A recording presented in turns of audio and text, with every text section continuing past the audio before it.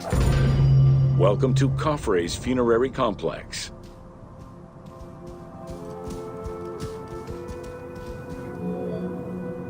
Since the very beginning of the 4th dynasty, mortuary temples were built adjacent to pyramids on the eastern side.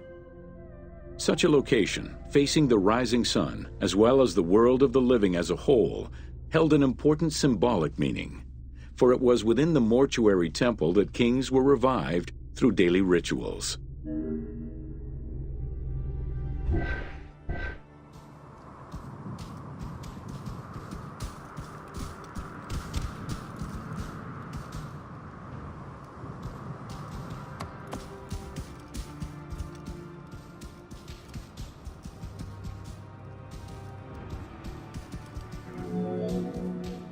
In its standard form, a mortuary temple was divided into 2 parts: a front area which consisted of a vestibule and a courtyard, and an area in the back, where all sacred elements were located. The back of the temple incorporated several essential features, including an inner sanctuary with a false door, which allowed the soul of the pharaoh to travel between the world of the dead and the world of the living.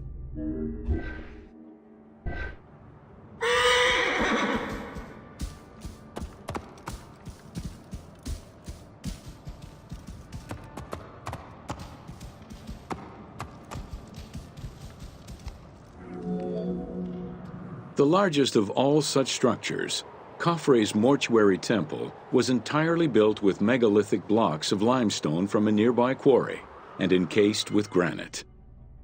Parts of Khafre's mortuary temple, particularly the courtyard walls, are thought to have been decorated with splendid reliefs. However, not a single image of the king has been discovered inside the mortuary temple.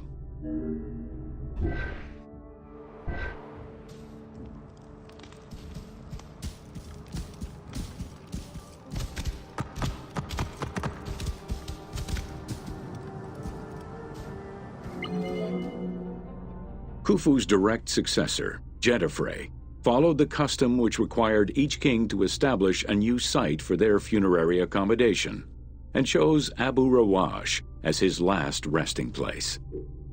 When the time came to build his own funerary complex, Khafre, also one of Khufu's sons and the successor to Khafre, broke with tradition and returned to Giza.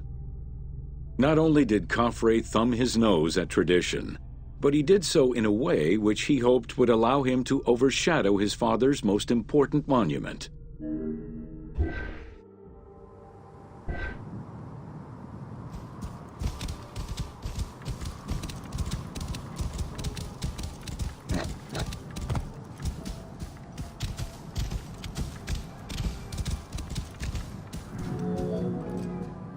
Though Khafre's pyramid is smaller than Khufu's, it was cunningly built on a more elevated bedrock layer than the Great Pyramid, making it appear higher than any other pyramid at Giza.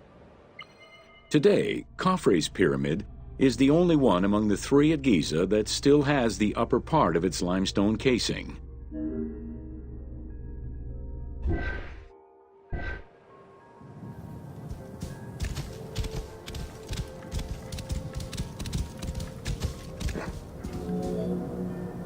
Considered a most sacred area, the Giza necropolis was strictly defined, both geographically and physically. An 8-meter-thick Tura limestone wall completely surrounded the Great Pyramid. The only way inside would have been through the mortuary temple.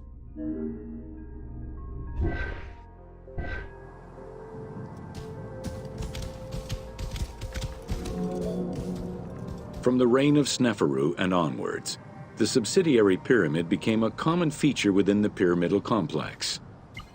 The function of the subsidiary pyramid, however, smaller in size and in height than the royal tomb, remains unclear, though some believe that it was meant to house the ka of the pharaoh.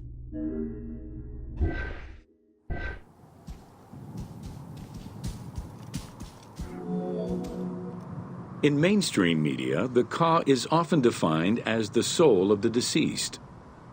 The truth is a bit more complicated.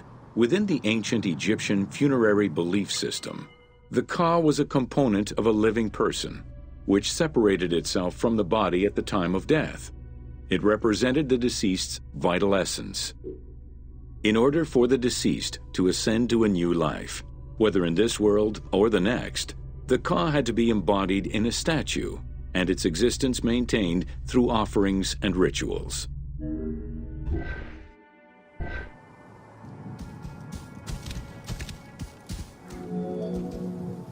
Within Khafre's subsidiary pyramid, a wooden box containing pieces of cedar was discovered by archaeologists. When reassembled, it turned out to be a shrine mounted on a sled. Just as with the solar barges found around Khufu's pyramid, it seems Khafre's shrine and sled were ritually disposed of after his funeral.